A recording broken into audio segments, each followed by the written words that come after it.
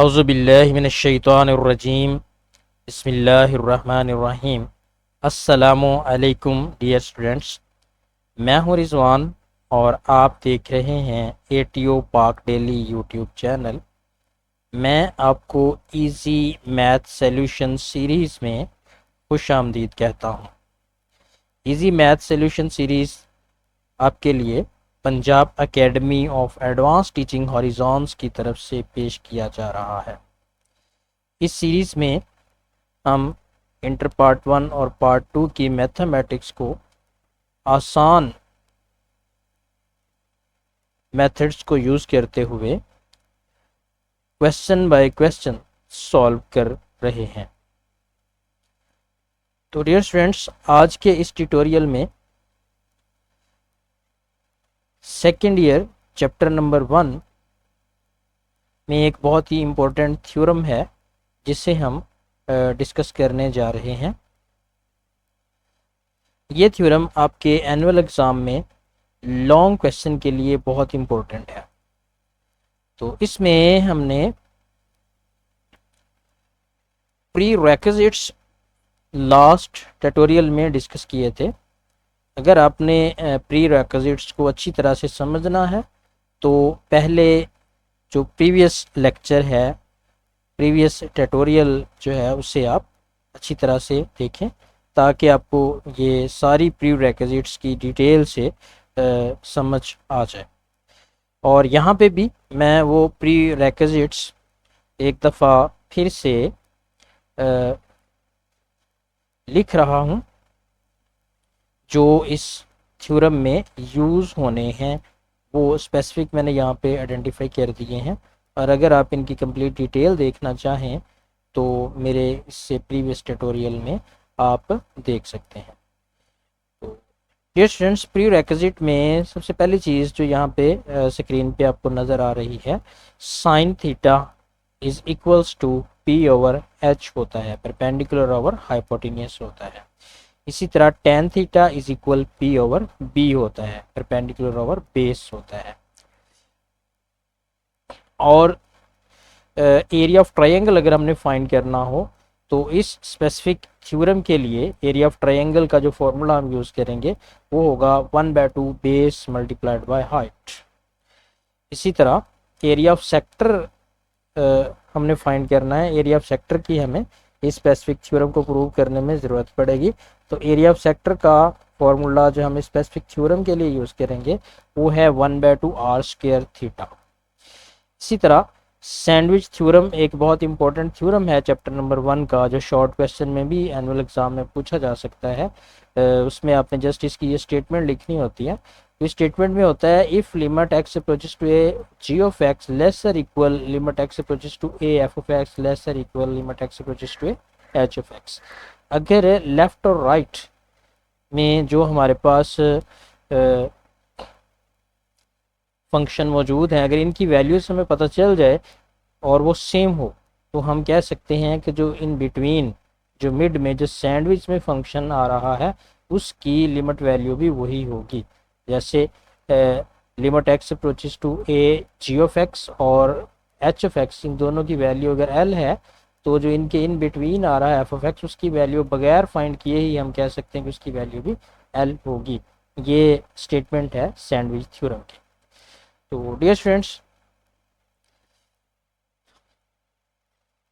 Let's start to prove करना हम अब स्टार्ट करते हैं। तो आप लोगों ने ये जो मैंने पहले स्क्रीन पे आप लोगों को प्री रेक्विजिट कुछ फार्मूलाज और थ्योरम बताए हैं, इन्हें नोट करके अपने रजिस्टर पे लिख के सामने रख लें ताकि ड्यूरिंग प्रूफ जब इनकी ज़रूरत पड़े तो आपको कोई प्रॉब्लम ना हो। और अब हम थ्योरम को स्टेप बाय स्टेप सॉल्व करेंगे और आपने इसे अपने रजिस्टर पे step by step he note करना है ताकि आपको ये साथ समझ भी आता जाए और आपकी प्रिपरेशन भी होती जाए। तो इसमें देखें, if theta is measured in radian then prove that limit theta approaches to 0 sine theta और थीटा इज इक्वल्स टू 1। तो सबसे पहले हमने क्या करना है, एक यूनिट सर्कल लेट करना है। Let a unit circle with centre O. एक यूनिट सर्कल लेट करेंगे, ये हमारे पास स्क्रीन पे सर्कल बन गया। अब इसका सेंटर जो है वो ओरिजिन है, सेंटर को हम ओ का नाम देंगे। और यूनिट सर्कल, यहाँ पे यूनिट का वर्ड आ गया। यूनिट सर्कल का मतलब होता है ऐसा सर्कल जिसका रेडियस 1 हो। तो इसका रेडियस जो है वो 1 होगा, क्योंकि हम एक सेक्टर को डिस्कस करेंगे इसलिए हमने रेडियस इसमें दो जगह ड्रा कर दिया। एक रेडियस ये वाला बना दिया, दूसरा ये वाला बना दिया, और इन दोनों रेडियस से हमें एक सेक्टर मिल गया। और रेडियस जो है वो पूरे सर्कल को जहाँ मर्जी चेक करें यूनिट सर्कल को, उसका रेडियस हर जगह 1 होगा। और इन दोनों रेडाइस के दरमियान जो हमारे पास एंगल है, यहाँ पे देखें, take a positive acute angle theta between two radii. अब यहाँ पे हमारे पास इन दोनों रेडियस के दरमियान जो एंगल है वो हम थीटा लेट कर लेंगे, और ये अक्यूट एंगल है। अक्यूट एंगल मीन ये एंगल हमेशा 90 से छोटा ही लेट करना है, 90 से बड़ा लेट करेंगे तो ये प्रूफ नहीं हो पाएगा। इसलिए हमेशा जब आपने ये प्रूव करना हो तो एंगल आपका अक्यूट होना चाहिए, मीन 90 से छोटा होना चाहिए।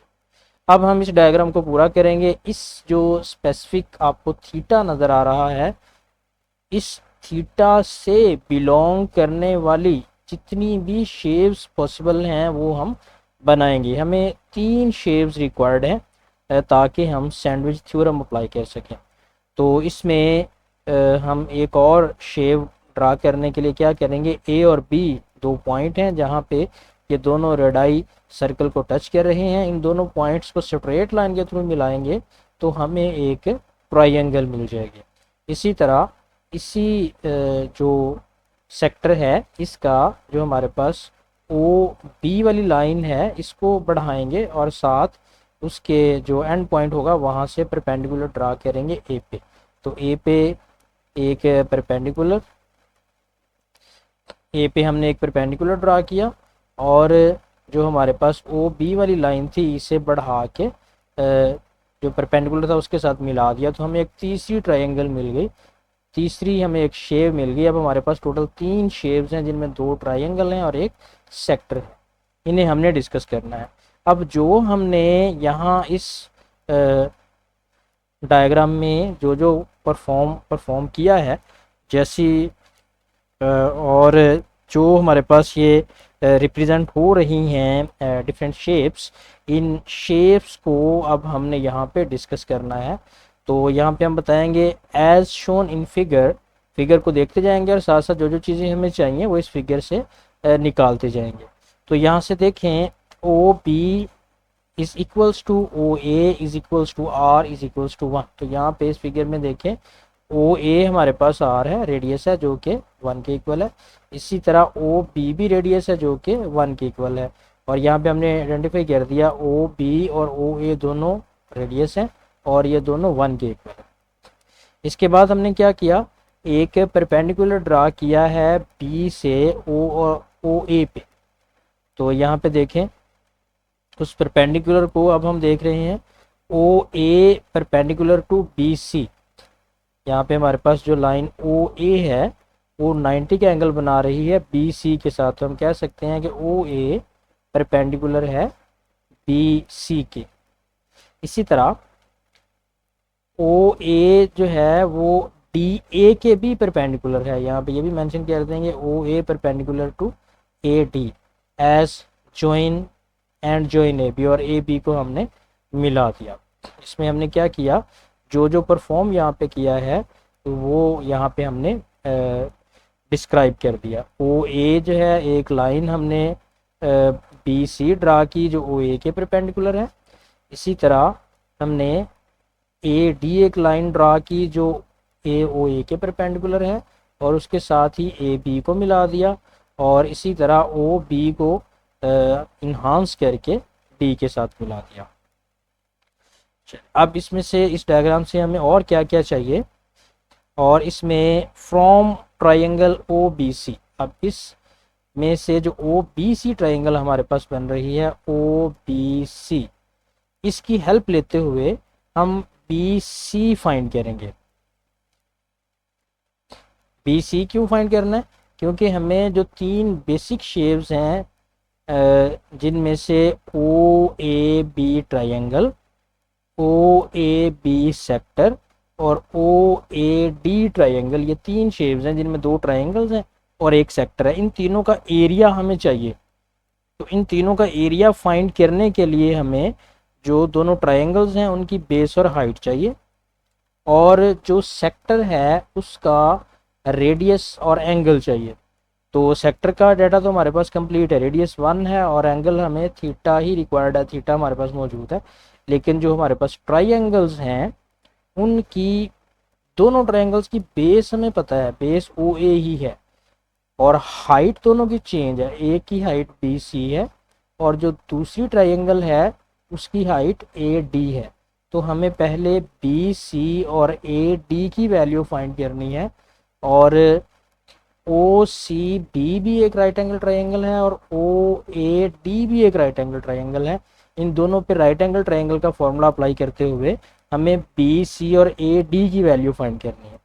तो पहले हम ओ बी सी वाली जो ट्रायंगल है, O B C triangle, from triangle O B C triangle को यूज़ करेंगे, और ये वाली ट्रायंगल जो आपको हाईलाइटेड नज़र आ रही है, ओ बी सी जो ट्रायंगल है इसे यूज़ करके बी सी की वैल्यू फाइंड करेंगे इन टर्म्स ऑफ थीटा। तो डियर स्टूडेंट, इसमें देखें, अगर राइट एंगल ट्रायंगल में हमने कोई एक साइड फाइंड करनी हो तो उसके लिए ये वाली ट्रिग्नोमेट्रिक रेशियो यूज़ करेंगे, sign theta is equal p over H. तो पी यहाँ पे हमारे पास बी सी है और एच यहाँ पे ओ बी है, तो वही हमने यहाँ पे मेंशन कर दिया। Sign theta is equal P हमारे पास बी सी है और एच जो है वो ओ बी है। तो B C as it is रहेगा क्योंकि बी सी की वैल्यू हमें नहीं पता, और ओ बी की वैल्यू यहाँ पे अगर हम देखें, ओ बी की जो वैल्यू है वो रेडियस के इक्वल है जो कि 1 है, तो उसकी जगह हमने 1 पुट कर दिया, और इसी तरह हमें बी सी मिल गया। अब बी सी की वैल्यू क्या है, साइन थीटा, क्योंकि साइन थीटा बी सी के इक्वल है, तो हम कहेंगे बी सी की वैल्यू हमें मिल गई साइन थीटा। इसे यहाँ पे आइडेंटिफाई कर देना है। अब बी सी की जब हमें एरिया निकालने की ज़रूरत पड़ेगी तो हम वहाँ पे बी सी की जगह साइन थीटा पुट कर सकते हैं। इसी तरह अब आते हैं ट्रायंगल ओ ए डी की तरफ। सेम यही प्रोसेस अब हमने रिपीट करना है ओ ए डी ट्रायंगल को यूज़ करते हुए। तो ओ ए डी भी एक राइट एंगल ट्रायंगल है और इसमें भी हमें ए डी चाहिए, ए डी की वैल्यू नहीं है और ओ ए की वैल्यू है, मीन बेस की वैल्यू है, परपेंडिकुलर की वैल्यू नहीं है। तो अब सोचें ज़रा, लास्ट में हमने डिस्कस किया था राइट एंगल ट्रायंगल में कौन सा फॉर्मूला है, कौन सी रेशियो है जिसमें परपेंडिकुलर बेस आता है, तो वो कौन सी है, tan theta. Ten theta is equal perpendicular over base. तो परपेंडिकुलर हमारे पास ए डी है, यहाँ पे देखिए परपेंडिकुलर हमारे पास ए डी है, इसकी वैल्यू हमारे पास नहीं है जो हम फाइंड करना चाहते हैं, और बेस ओ ए है, बेस यहाँ पे हमने ओ ए लगा दिया। ए डी की वैल्यू नहीं है, ओ ए जो है वो रेडियस के इक्वल है, यहाँ भी हमने मेंशन किया हुआ है ओ ए जो है वो रेडियस के इक्वल है, रेडियस 1 है, ओ ए की वैल्यू 1 आ गई, ए डी ऐसे ही आ गई। तो इसी तरह दूसरी ट्रायंगल में हमें ए डी की वैल्यू फाइंड करनी थी, ए डी की वैल्यू हमारे पास आ गई, ये वाली ट्रायंगल हमने अभी यूज़ की है, तो ए डी की वैल्यू हमारे पास आ गई टेन थीटा। जैसे tan theta is equals to A D, it mean A D की वैल्यू हमें मिल गई टेन थीटा। अब हमें दोनों ट्रायंगल्स की हाइट भी मिल चुकी है और बेस भी हमारे पास है, बेस तो पहले से ही है ओ ए जो कि 1 है, और हाइट जो हमारे पास ओ ए बी ट्रायंगल है उसकी बी सी हाइट है, वो भी हम फाइंड कर चुके हैं, और जो ओ ए डी ट्रायंगल है उसकी हाइट ए डी है वो भी हम फाइंड कर चुके हैं। तो अब डियर स्टूडेंट्स, हम इन दोनों वैल्यूज़ को यूज़ करते हुए इन तीनों शेप्स, दो ट्रायंगल और तीसरा सेक्टर, इन तीनों शेप्स का एरिया फाइंड करेंगे। तो सबसे पहले हम area of triangle O A B find करते हैं। Area of triangle O A and B, ये वाली ट्रायंगल ओ ए बी जो अभी स्क्रीन पे आपको हाईलाइट नज़र आ रही है, तो इसके लिए हमें base multiplied by height required है। तो बेस इसमें है ओ ए और हाइट है बी सी, तो 1/2 ओ ए मल्टीप्लाइड बाय बी सी। ओ ए की वैल्यू हमारे पास 1 है, यहाँ भी मेंशन की हुई है और डायग्राम में भी आपको नज़र आ रही है। ओ ए की वैल्यू हमारे पास 1 है जो कि रेडियस के इक्वल है, और बी सी की वैल्यू हम यहाँ पे फाइंड कर चुके हैं जो कि साइन थीटा है।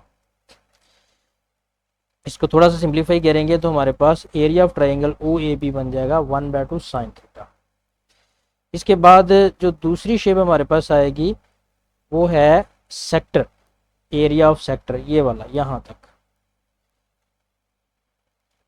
ये ग्रीन कलर में जो सेक्टर स्क्रीन पे नज़र आ रहा है, इसका एरिया हमें फाइंड करना है। तो इसका एरिया फाइंड करने का फॉर्मूला क्या था, area of sector O A B is equal to 1/2 r square theta. R हमारे पास 1 है, पूरे सर्कल में रेडियस जहाँ भी यूज़ करना है 1 ही रहेगा, और थीटा को हमने थीटा ही रहने देना है। तो हमारे पास ये बन गया 1/2 1 स्क्वायर थीटा, सिंप्लीफाई करेंगे तो 1/2 theta, that is the area of sector in terms of theta. इसी तरह अब हमें area of triangle O A D चाहिए इन टर्म्स ऑफ थीटा। तो यहाँ पे देखें area of triangle O A D, formula क्या था इसका, 1/2 base multiplied by height. Base हमारे पास ओ ए ही है और हाइट ए डी है। ट्राइंगल हम कौन से यूज़ कर रहे हैं, ये जो स्क्रीन पे आपको हाईलाइटेड नजर आ रहा है। इस ट्राइंगल में देखें तो ओ ए बेस है जो कि 1 है, और ए डी हाइट है जो कि हमारे पास हम ये यहाँ पे फाइंड कर चुके हैं इन terms of theta, tan theta है। ए डी की वैल्यू टेन थीटा हो गई और ओ ए की वैल्यू 1 हो गई, ये हमने यहाँ पे पुट कर दिया। ए डी की जगह 1 और ओ ए की जगह 1 और ए डी की वैल्यू जो है वो टेन थीटा है। तो इन्हें सिंप्लीफाई करेंगे और हमें area of triangle O A D जो मिलेगा इन टर्म्स ऑफ थीटा वो है 1/2 टेन थीटा। चलिए डियर स्टूडेंट्स, हमारा जो मेजर काम था वो हो चुका है। हमारे पास तीनों जो शेप्स थी जो बिलोंग कर रही थी एंगल थीटा से, उनका एरिया फाइंड हो चुका है। अब हमने इनको कंपैरिजन में लेके जाना है। तो कंपैरिजन में अगर हम डायग्राम में देखें तो हमें ये क्लियरली पता चल रहा है कि इन तीनों में जो सबसे छोटी शेप है, जो सबसे थोड़े एरिया वाली शेप है, उससे सबसे पहले लिखेंगे। जैसे वो कौन सी है, ओ ए बी वाली ट्राइंगल है। इसके बाद जो इससे बड़ी है ये वाला जो सेक्टर में कर्व आता है, इस कर्व की वजह से ये थोड़ा सा एरिया बढ़ रहा है, तो एरिया ऑफ सेक्टर जो है वो इससे बड़ा हो गया। यहाँ पे ये वाला इतना एरिया बढ़ रहा है जो ग्रीन कलर में शो हो रहा है। Area of sector O A B जो है वो area of triangle O A B से ज़्यादा बड़ा है। इसके बाद जो तीसरी शेप हमारे पास है ओ ए डी, उसका एरिया इन दोनों से ज़्यादा बड़ा है। तो अगर हम ट्रायंगल पे इस डायग्राम पे गौर करें तो इसमें देखें area of triangle O A B सबसे कम है, उससे थोड़ा सा ज़्यादा area of sector O A B है, और उससे भी ज़्यादा area of triangle O A D है। अच्छा, इसके बाद हमने इन तीनों के फॉर्मूलाज अप्लाई करके जो हमने एरियाज फाइंड किए हैं वो आइडेंटिफाई कर देने हैं यहाँ पे। तो यहाँ पे देखें area of triangle O A B क्या था, 1/2 sine theta, less area of sector O A B 1/2 theta. इसी तरह area of triangle O A D जो है 1/2 टेन थीटा। फर्स्ट वाला साइन थीटा है, दूसरे वाला टेन थीटा है, और सेकंड वाला जो है वो area of sector only theta है। अब हमने इसे सैंडविच थ्योरम की फॉर्म में लेके जाना है ताकि हम सैंडविच थ्योरम के मुताबिक कह सकें कि जो हमारा प्रूव है वो कंप्लीट हो चुका है। तो उसके लिए ये नेक्स्ट पेज पे आ जाते हैं। वहाँ पे जो लास्ट टर्म थी वो यहाँ पे एज इट इज़ हमने ये वाले जो 1/2 sine theta, 1/2 theta, 1/2 tan theta था, सेम एज इट इज़ ये नेक्स्ट पेज पे आ जाएगी। और उसके बाद हम इसे इस तरह से अरेंज करेंगे, रीअरेंज करेंगे। कुछ चीज़ें हमें मल्टीप्लाई करने की ज़रूरत पड़ेगी, कुछ डिवाइड करने की ज़रूरत पड़ेगी, और कुछ रीअरेंजिंग की ज़रूरत पड़ेगी कि हम इसे सैंडविच थ्योरम की शक्ल में लें। और जब ये सैंडविच थ्योरम की शक्ल में आ जाएगा तो उसके बाद हम इजीली बता सकते हैं कि ये वाला जो प्रूव है ये किस तरह से कंप्लीट होता है। तो डियर स्टूडेंट्स, अब इसे सैंडविच थ्योरम की शक्ल में लाने के लिए सबसे पहले क्या किया, मल्टीप्लाई कर दिया 2 से, क्योंकि सब में 2 डिवाइड हो रहा है। तो सबको 2 से मल्टीप्लाई किया तो ये तीनों जो 2 थे वो कैंसिल आउट हो गया। यहाँ पे 2 से मल्टीप्लाई किया ये कट गया, सेकंड वाले को मल्टीप्लाई किया ये कट गया, थर्ड वाले को मल्टीप्लाई किया ये वाला 2 कैंसिल आउट हो गया। अच्छा, इसके बाद हमने क्या करना है, साइन थीटा जो है इस पे डिवाइड कर देना है। तो तीनों को साइन थीटा पे डिवाइड कर दें, क्योंकि हमें मिड में साइन थीटा लेके आना है और यहाँ पे मिड टर्म में साइन थीटा है ही नहीं, इसलिए हम तीनों को साइन थीटा पे डिवाइड करेंगे तो साइड्स वाले साइन थीटा खत्म हो जाएंगे और मिडल में साइन थीटा आ जाएगा। अब साइन थीटा पे डिवाइड करने से फर्स्ट वाला जो है वो साइन थीटा और साइन थीटा कैंसिल हो जाएंगे, सेकंड में थीटा और साइन थीटा बन जाएगा, थर्ड में टेन जो है वो साइन ओवर कॉस के इक्वल है और साइन थीटा और कॉस थीटा ऐसे ही आ गया और यहाँ पे साथ हमने साइन थीटा से डिवाइड कर दिया, ये दोनों कैंसिल आउट होंगे, बाकी एज इट इज़ आ जाएगा। यहाँ पे 1 आ गया, थीटा और साइन थीटा ऐसे ही आ गया और साइन थीटा कट हो कैंसिल आउट हो गया, 1 ओवर कॉस थीटा बन गया। अब डियर स्टूडेंट थ्योरम अगर हम देखें तो थ्योरम में हमें साइन थीटा और थीटा रिक्वायर्ड है, तो इसलिए हम क्या करेंगे, रेसिप्रोकल कर देंगे, इन तीनों को रेसिप्रोकल करेंगे तो हमें कुछ इस तरह की फॉर्म मिलेगी। और एक और चीज़ जिसका ख्याल रखना, जब भी आप इनइक्वालिटी में रेसिप्रोकल करते हैं तो जो लेस का साइन है वो ग्रेटर में बदल जाता है। अब ये दोनों जो लेस के साइन थे रेसिप्रोकल की वजह से ग्रेटर में बदल गए।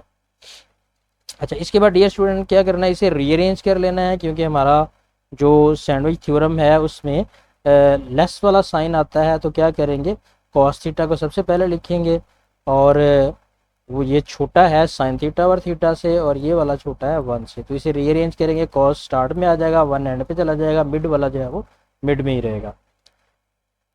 इसके बाद डियर स्टूडेंट्स हमें अब लिमिट अप्लाई करनी है, क्योंकि हमारा जो रिक्वायर्ड थ्योरम है उसमें लिमिट थीटा अप्रोचेस टू 0 है, तो हम इन तीनों टर्म्स पे लिमिट लगा देंगे theta approaches to 0 by taking limit theta approaches to 0। तो या इसके साथ भी लिमिट थीटा अप्रोचेस टू 0 लगा दिया, जो मिड में था उसके साथ भी लिमिट थीटा अप्रोचेस टू 0 लगा दिया और राइट हैंड साइड वाले के साथ भी थीटा अप्रोचेस टू 0 लगा दिया। अब हम लेफ्ट और राइट पे लिमिट इजीली अप्लाई कर सकते हैं, तो लेफ्ट और राइट दोनों पे लिमिट अप्लाई करेंगे तो उससे हमें कॉस 0 मिलेगा, मिड वाले को कुछ नहीं करना, मिड वाला ऐसे ही रहेगा और राइट वाले पे ऑलरेडी फंक्शन 1 है, इसमें लिमिट अप्लाई करने से कोई फ़र्क नहीं पड़ेगा। इसके बाद कॉस 0 की वैल्यू 1 होती है, कॉस 0 की जगह 1 आ जाएगा और limit theta approaches to 0 sine theta और थीटा ये हमने प्रूव करना है और इधर भी 1 आ गया। अब सैंडविच थ्योरम क्या कहता है, by application of sandwich theorem अगर लेफ्ट पे और राइट पे दोनों वैल्यूज सेम आ जाएं तो जो मिड में है उससे भी हम लेफ्ट और राइट वाली वैल्यू के इक्विवेलेंट ही कहेंगे, इक्वल ही कहेंगे।